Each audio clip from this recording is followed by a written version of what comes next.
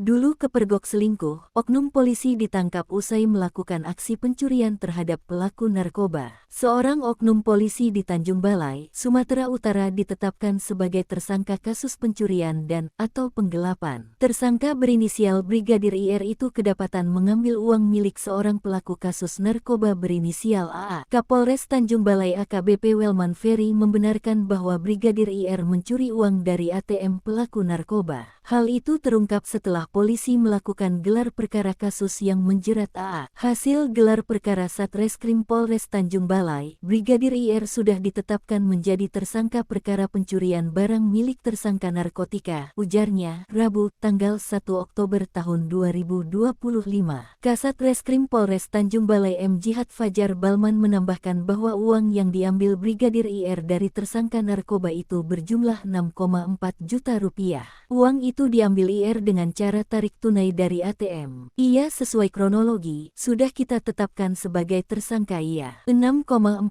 juta rupiah, ia sebutnya. Sebelumnya, Brigadir IR juga pernah disanksi karena kasus perselingkuhan. IR digerebek oleh istrinya bersama petugas Propam pada tanggal 22 Juli tahun 2025. Propam ikut sama-sama, hari itu juga langsung saya proses. Welman menyebut di dalam rumah itu tidak hanya ada Brigadir IR dan wanita yang disebut-sebut selingkuhannya itu, tetapi ada sejumlah orang lainnya. Setelah penggerebekan itu, Brigadir IR diboyong ke Polres Tanjung Balai dan dipatsus.